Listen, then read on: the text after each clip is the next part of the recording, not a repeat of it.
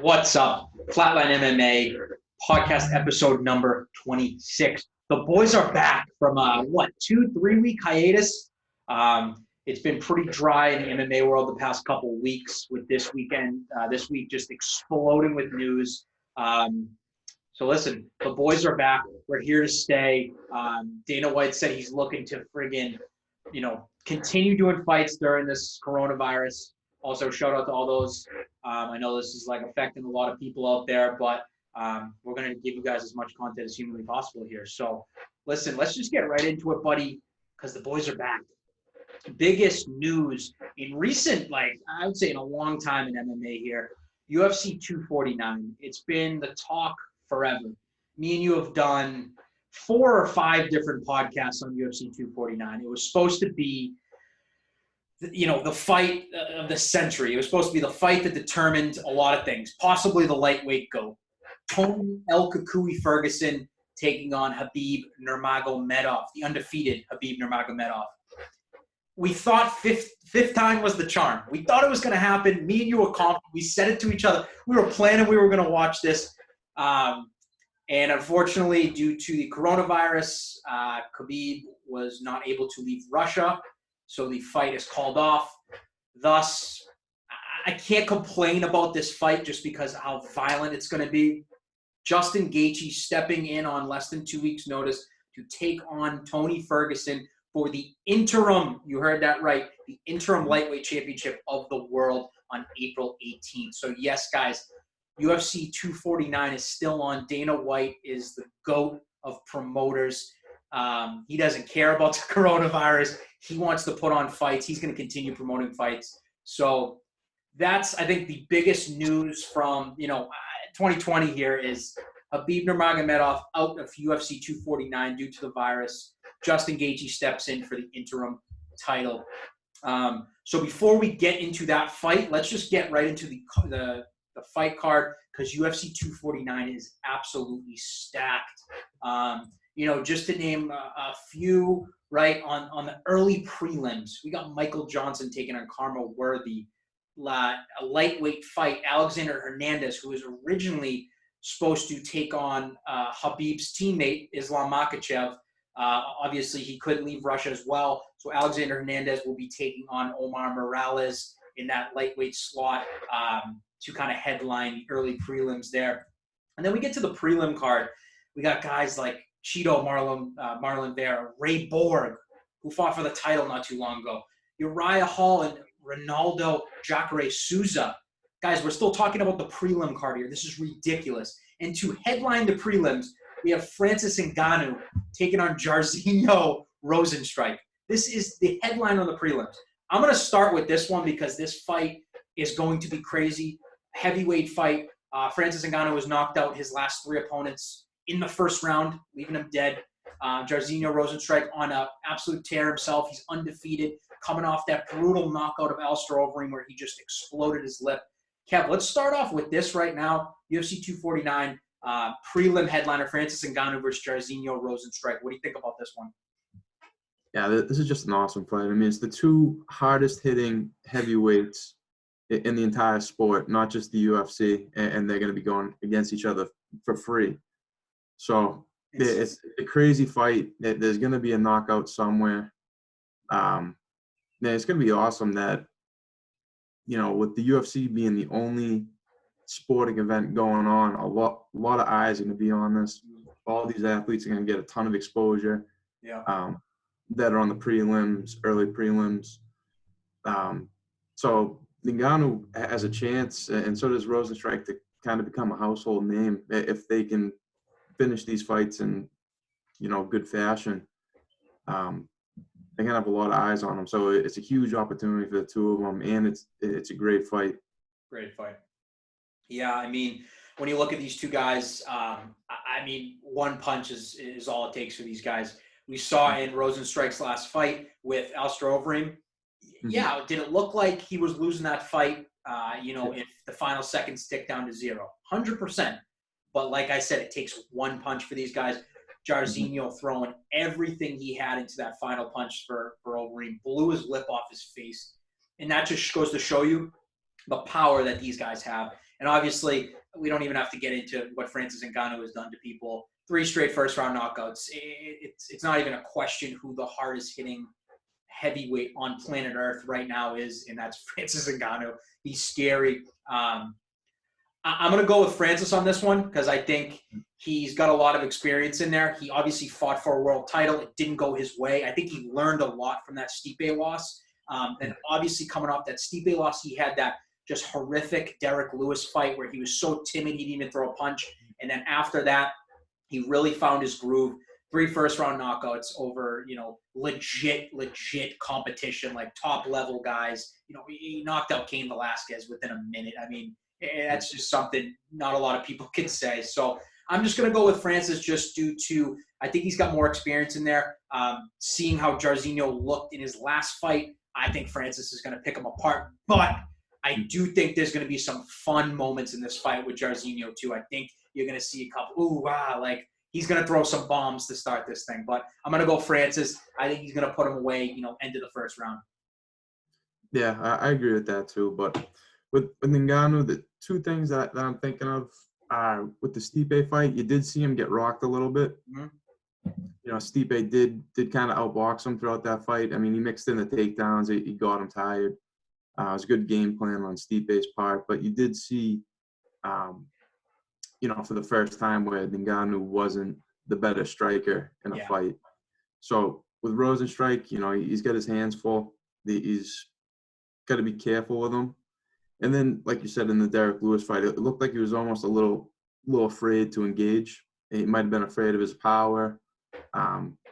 Maybe from coming off the loss, maybe his head wasn't right. So those are 2 things that I kind of worry about for him in this fight. If he's afraid of the power, if he, comes in timid like he did with that Derek Lewis fight. But, from his past few, he looks like he's back to his old self. And, like you said, I think he's going to beat Rosenstrike. But I think Rosenstrike does have that puncher's chance. He's got the power. He's got the accuracy.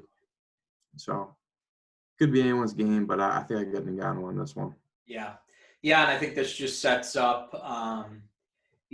title shot picture here, man. This is like 2 guys. Obviously, Rosenstrike undefeated right now. Francis on a 3-fight win streak.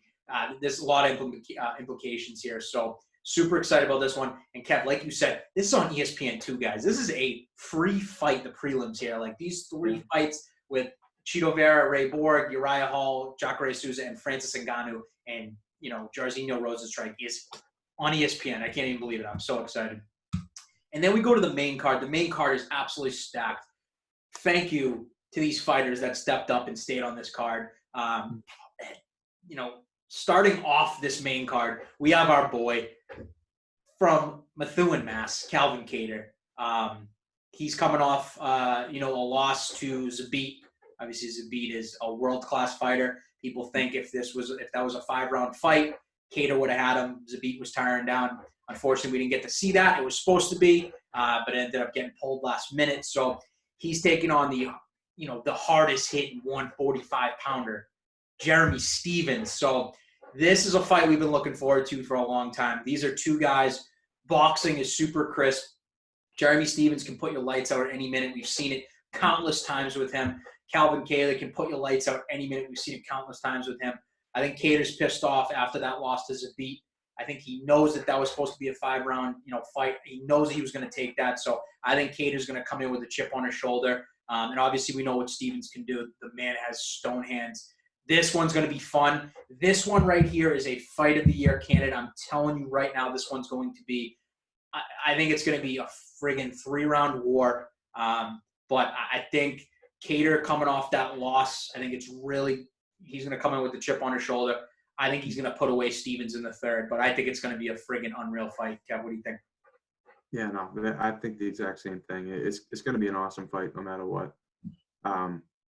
Stephens has the power. He's got that knockout power. Kattar's got some great boxing, great cardio. I'm going to go with the hometown guy. I'm going to go with Kattar for this one. I think his defense, his striking defense, and his overall game, I think, is better than Stephens. I think he's going to be able to figure him out pretty quick. Yeah. But yeah, we'll see. I'm going with Cater though. Yeah, hell yeah, of course. Our boy Calvin Cater, New England Cartel, making us proud. Appreciate him like staying on this card and stepping up. Obviously, Jeremy Stevens too for staying on this card, because this is guys, this is going to be a fight of the year contender right there. I can tell you that right now. Then moving forward in the welterweight division, we got another fun one. This is another fight of the year candidate. We got Vicente Luque taking on Nico Price. Kev, I can't even describe how good this fight is. Vicente Luque, obviously coming off his loss to Wonder Boy, world-class talent. But before that, Luque was on an absolute tear, taking everyone, knocking everyone out.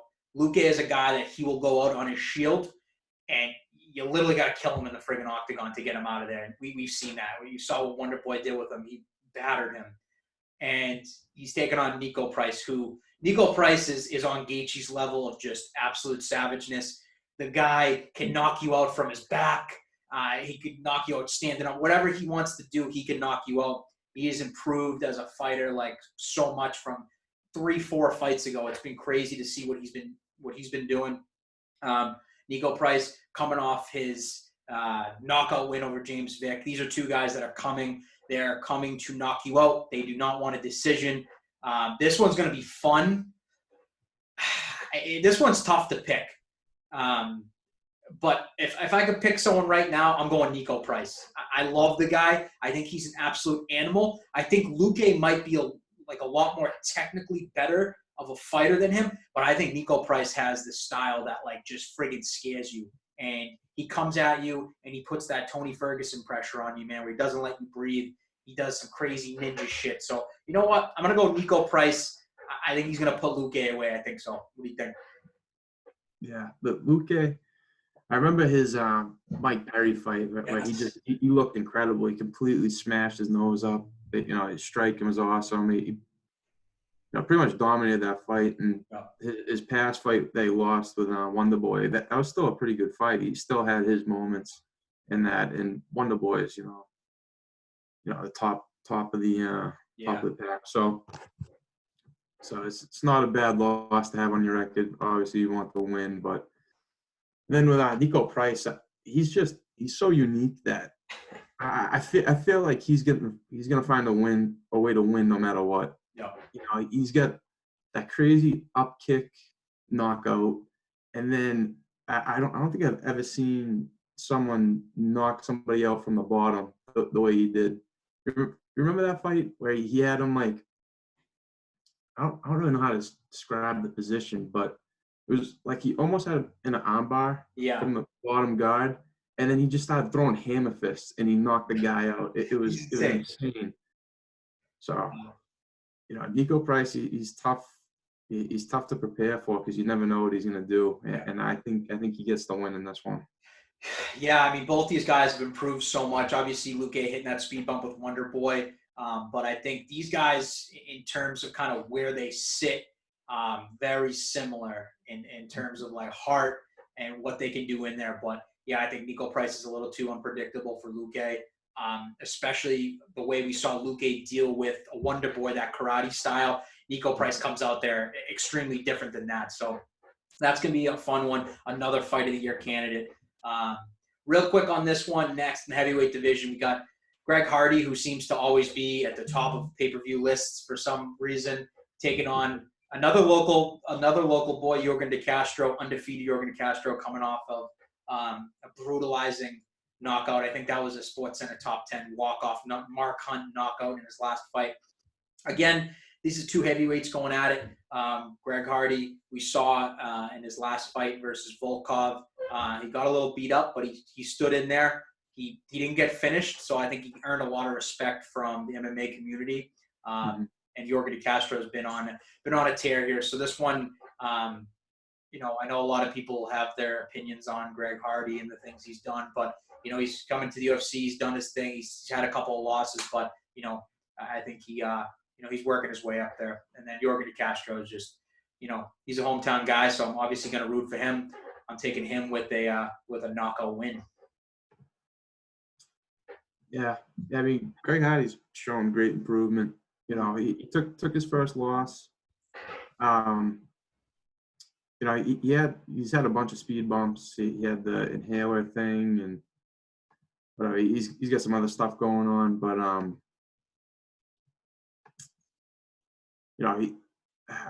think it was his Boston fight, right? That was the one with the inhaler. That was the inhaler. Yep. He kind of looked like he coasted that last round and even part of the second round. I was thinking watching it live that it could have even went in the other guy's favor because it was the decision. There's really no aggression on Hardy's part. He was just kind of surviving. But then he comes back and he fights was it Volkov? Volkov on short notice. Yeah. On short notice. And you think his cardio would be an issue, but it looked like it was improved tenfold. Yeah. He took a beating, but he came forward. He was, throwing some crazy spinning back fists, and he was really he was going for it for the entire fight. So you got to see his heart there, but Yorgan De Castro is just I think he's a different caliber fighter, and he's gonna be too powerful. Volkov was hitting him a lot, but not with anything too powerful. I think if he gets hit, with Jorgen's right hand, I think it might be a short night for him. Yeah, no, agreed. I mean, and again, this is heavyweight, so you don't know. It's these guys can put you out with one punch. So that one's going to be a fun one, especially with Jorgen kind of being a hometown guy mixed with Cater in there. It's going to be awesome. So heavyweight fight, keep an eye out for that one. And in the co-main event, this is one that we've been waiting for a while, buddy. The rematch between Jessica Andrade and Rose Namajunas. We haven't seen Rose in a while. She was one of the most exciting girls on the roster, taking out Joanna Jędrzejczyk for the belt, not once, but twice in back-to-back fights. She had a run with Andrade. We all remember that nasty slam on her head that ended the fight. Andrade taking the belt, and then Andrade losing her belt the next fight to Weili Zhang, who is the current champion, who just had that incredible 5-round war with Joanna Jędrzejczyk. So this is the rematch. So I think my biggest question here is, how's Rose going to look like when she comes back? Is she going to be a little timid? I know we spoke about this before on the show, how she said maybe she was going to step away from fighting. We all know Andrade has one-shot power too. So, and how is Andrade going to come back? She lost her belt in dramatic fashion within the first minute to Weili Zhang. That's got to hurt your confidence a little bit. But both these girls have had the belt. This fight is, one step closer to regaining that belt and fighting Weili Zhang. You know what I mean? So I look at this fight. I think this is a huge fight. I think if I look at this fight again and Rose comes in with her head on straight, Rose was beating up Andrade in that beginning of the fight. And then Andrade just used her wrestling, picked up Rose and slammed her on her head, and fight's over. Nothing you can do about that. But if they're running this one back, I'm taking Rose. I think it's just going to be a 3-round beating by Rose. I think she's going to win by decision. I don't see her knocking her out, but I think it's going to be a hard-fought, just dominant decision win by Rose. What do you think? Yeah, no, I think the same thing. I mean, in that first fight, obviously you're doing everything you can to win the fight. That every move you make is with the intention of winning. But I just don't see that slam ever happening again. That was just such a rare thing.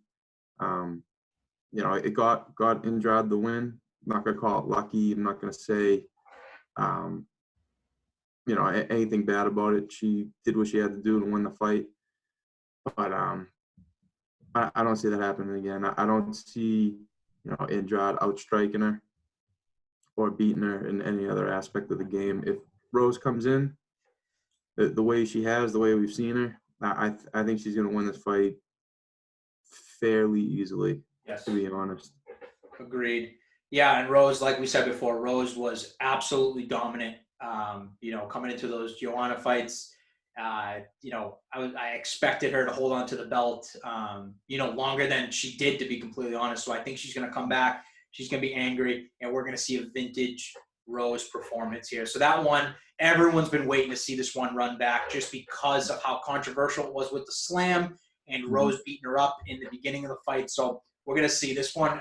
This one's gonna be fun, ladies and gentlemen, because these two women are savages, and when Thug Rose comes out, you don't want to get near her. So I'm excited to see this one. And then, buddy, we come to the main event. We ain't talking Tony versus Khabib. I'm done with that. I've come to the conclusion that Tony versus Khabib is never going to happen. It sucks. It's just not going to happen. And that's okay because it's a cursed fight. Khabib, it went Khabib pulled out, Tony pulled out. Khabib pulled out, Tony pulled out. And now Khabib due to the coronavirus. Listen, I'm not saying anything about Khabib. Khabib is one of the biggest savages on planet Earth. A lot of people are coming at him saying he was scared. He shouldn't have went back to Russia. He knew the fight was going to be in the States. Like, the people on the Twitter, coming on our Twitter saying stuff like that, you guys are crazy. Khabib is not afraid of anyone. Tony's not afraid of anyone. It happened. Khabib wanted to go back to Dagestan to be with his family, and he stayed there and then unfortunately got locked down.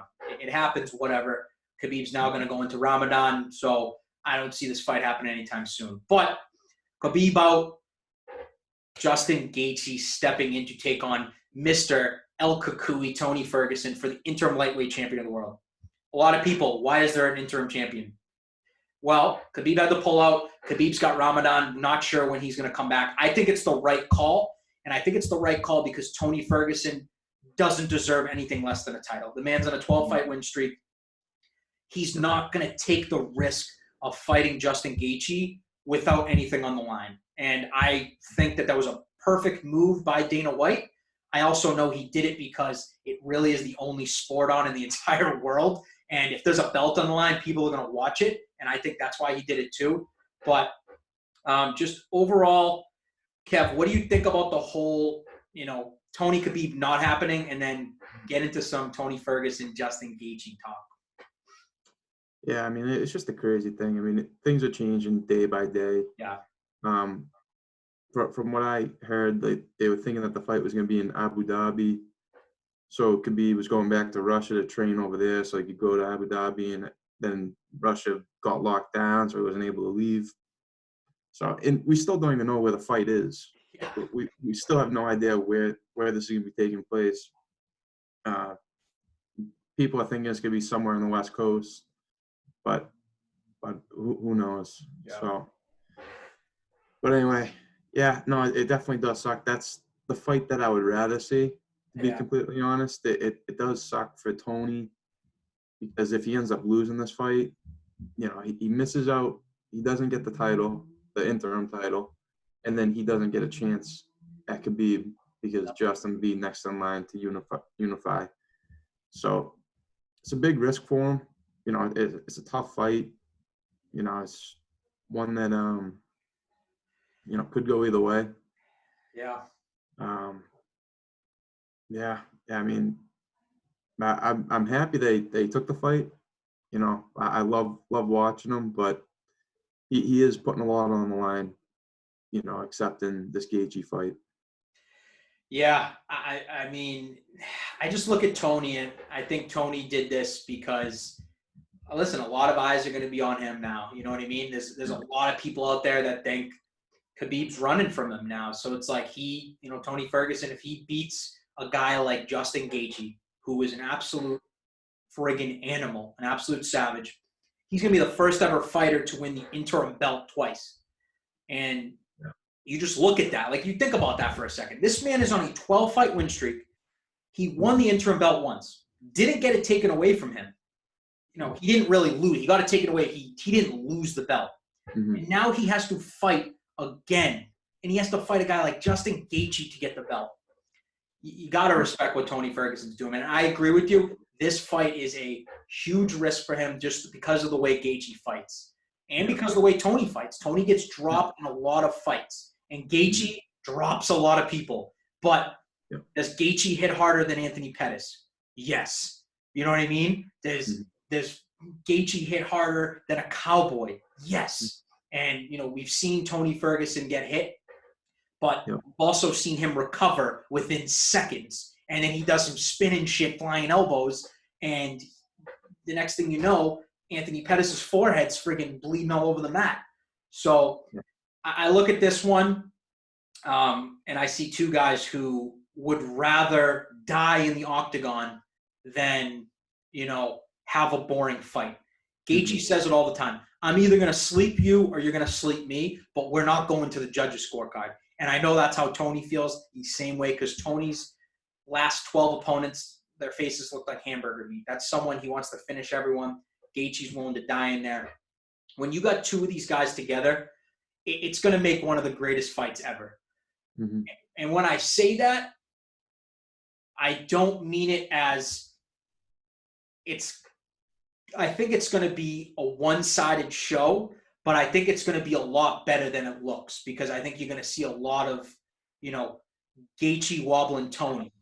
But then you're going to see 3 rounds of Tony just dominating Gaethje after he's been knocked down twice. And I just think when I see this fight and I play it in my head and I freaking dream about this thing, I see the first round being a terrible round for Tony Ferguson. I see him getting knocked down multiple times, and then I start seeing Gaethje getting gassed and Tony just slicing Gaethje's face up with elbows. And then I ultimately see a 4th or 5th round finish by Tony via Darce or some sort of submission. I just think Justin's going to get tired. We really haven't seen his ground game yet. I would love to see that against Tony, but I look at this fight and I see it's going to be a fun first round for Justin. I think he's going to rock Tony multiple times. But then I think it's going to be 3 or 4 rounds of straight dominance by Tony Ferguson, and new interim lightweight champion of the world. Kev, what do you think? Yeah, no, I completely agree. Justin's going to come out quick. Tony's the type of guy that needs a round to kind of get into his groove. And we've seen that with all of his fights. I mean, Kevin Lee fight was close until second round where Tony took it over. Cowboy fight was close in that first round until he started to walk away with it. Pettis fight, same thing. Yeah, Pettis had some good moments in the beginning of the fight. So I think that's how it's going to go. I think Justin's going to pretty much batter him in that first round. I think that's his real chance at winning the fight. He's got that knockout power. He's got those crazy leg kicks, crazy powerful leg kicks. I know Tony's had an injured knee. Who knows if that's fully recovered or not? Didn't think of that. Yeah, I think Justin's going to batter him that first round. But if Tony can get through it, I think he's going to start to slice him up. Yeah, just the way he does with everybody else with the elbows. And if this goes to the ground too, I think Justin's going to stay away from the ground. I feel like Tony's going to probably want to stand and strike with him. But if it goes to the ground, Tony's so crafty. I think he could catch him in something. But how the fight ends, I'm going with Tony's going to win. Probably a doctor's stoppage. Think so, really? Yeah. I like that. Yeah, I mean, depending on where this fight is, we have no idea who the commission's going to be. So it's like, obviously we know what happens in New York when someone gets a cut, they friggin' call the fight.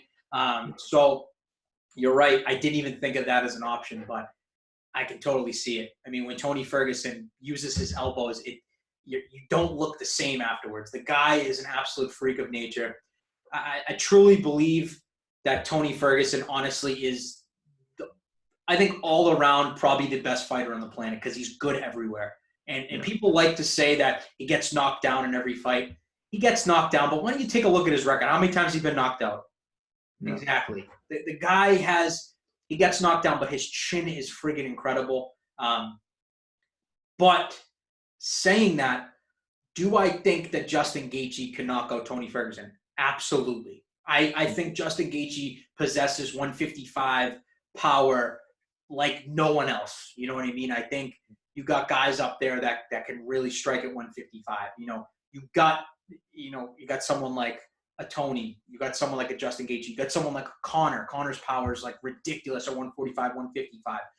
There's not too many guys that can put your lights out with one shot like a Gaethje can. We saw it with Edson Barboza. No one just knocks out Edson Barboza like that with one punch. Gaethje made it look easy. You know what I mean? He took a couple kicks, but Justin Gaethje's also the guy that leg kicked with Edson Barboza. Who the fuck does that? No one. So I look at this fight and I say, I'm not giving Justin Gaethje no chance. I think, like you said, Kev, his one chance is in the first catch of Tony. But he's got to do a good job at making sure Tony doesn't get up, because you know Tony's going to get up. His heart is ridiculous. But it's going to be a fun fight. It's going to be – I think it's going to be a one-sided Tony fight. But like I said, I think it's going to look a lot more fun because there's going to be so much blood. I think whether it's Tony's legs are going to be blown up like balloons from Justin's leg kicks. But I think it's just going to be one of the funnest fights we see. I don't know what, like, I don't think they can do any press conferences or anything like that because of the whole virus. I would obviously love to see trash talk between them. I don't know if they're going to do it virtually or something fun like that. Like, that would be cool. Because obviously Tony, you know, other than like Khabib, really doesn't really talk trash. You know what I mean? Like, he talks about McNuggets and Conor all the time. But when Tony faces someone, he kind of is just like, I'm going to tell you what I'm going to do to you. I'm going to do it. And then Justin Gaethje's the same. He doesn't like to talk trash. I know both of these guys have a ton of respect for each other. And this is just going to be a fun fight, man. I think what I am worried about, as I know I said it before, you know, is Tony Khabib ever going to happen?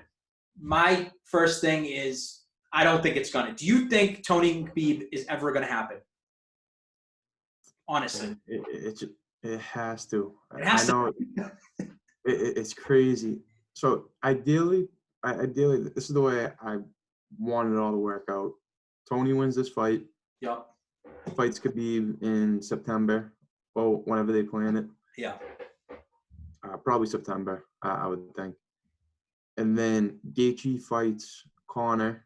Yep. Winner of that fight takes the winner of Ferguson Khabib late, probably towards the end of the year, December or whatever.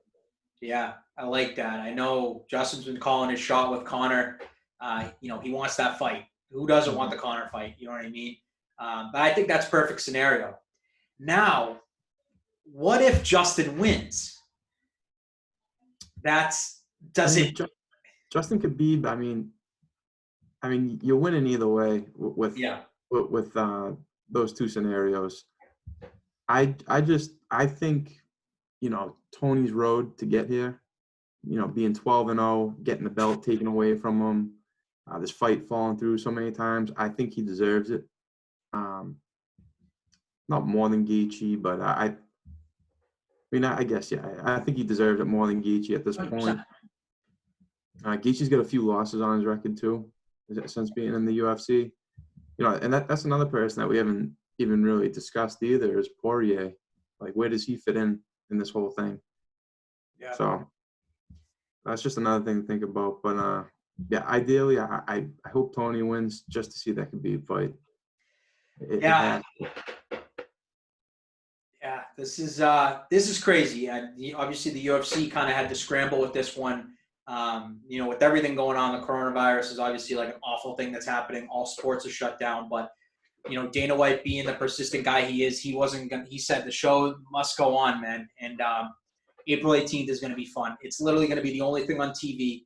I know it's on pay-per-view. People are a little pissed off about that just because of the whole economy and everything that's going on right now, that people should be spending money on, you know, UFC 249. I'm telling you right now, I'm buying this. I don't give a shit. I'll buy it a million times. When Tony Ferguson and Justin Gaethje are somehow on the same card, I'm going to buy it.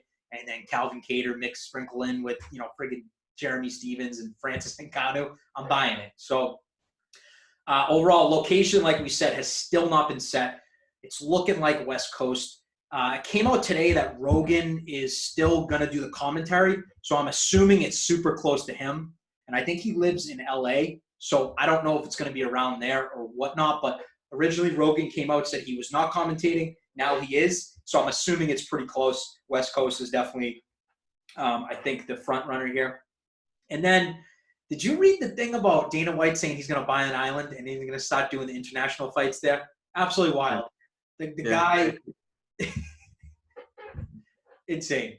He said he's in the process right now. He told Brett Okamoto he's gonna buy an island. He's literally about to sign it, and he's gonna do all the international fights there, and he's gonna put on shows every weekend. He doesn't care about this whole thing.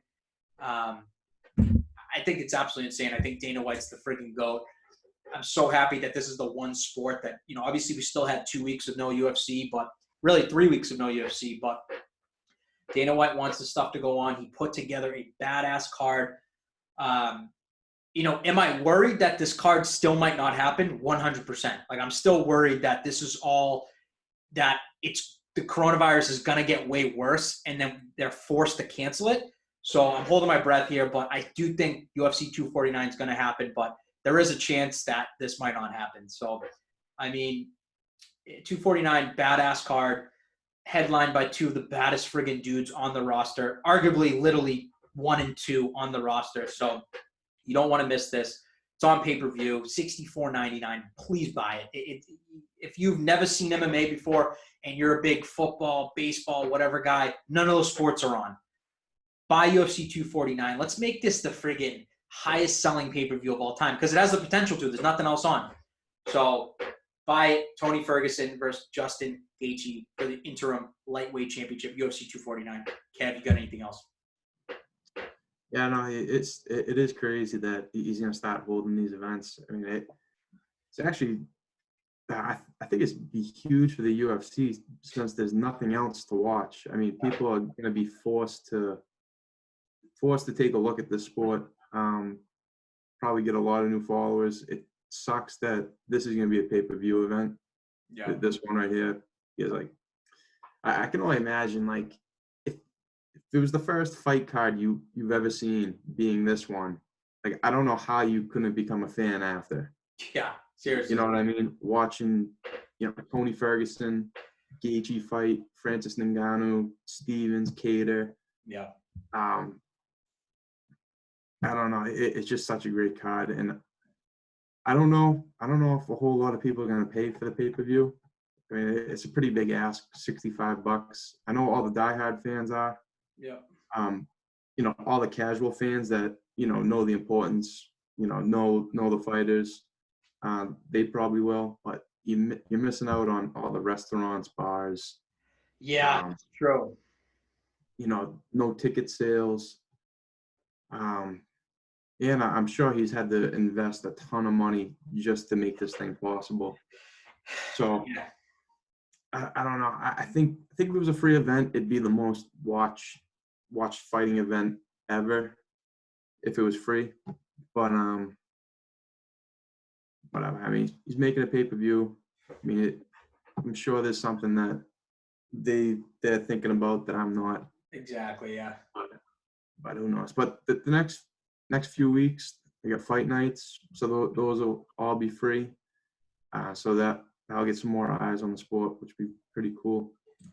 Yeah, no, 100%. And you brought up a good point too. It's like I completely forgot about the bars and restaurants thing, and then you think about people like sometimes people like have gatherings at the house where they split the fights or whatever. So like I get you're losing out on like that, and you make a good point. Like in my mind, I was like, oh, this is going to be the most watched event in history. But then, yeah, you said it right. It's like group gatherings can't happen. That means households have to pay for this individually. Friends aren't watching it with other friends. So you're right. So I am curious to see the numbers on this one. I think guys like Tony Ferguson, Justin Gaethje are draws. They're not million buy draws like a Conor, someone like a Khabib, someone like that. But you're a diehard. You're watching Tony Ferguson. You're a casual. You know who Tony Ferguson is. You know that when he fights, he's gonna freaking cut you open. There's gonna be blood everywhere. It's gonna be awesome. So, yeah, I'm curious to see what this is going to do for numbers. But overall, you got to give it up to Dana White and UFC for keeping this going. Hopefully, knock on wood, I'm hoping this stays. This virus doesn't get worse, so we lose this event. But I think as of right now, the UFC knows what they're doing. They're confident this is going to happen. The fighters are all in. All these guys have posted on their Instagrams, this is happening. This isn't a joke. This is real. So, I believe in Dana White, believe in the UFC. April 18th. Right around the corner. We don't have that many sleeps left, guys. April 18th is happening very soon. So until then, Flatline MMA. Peace.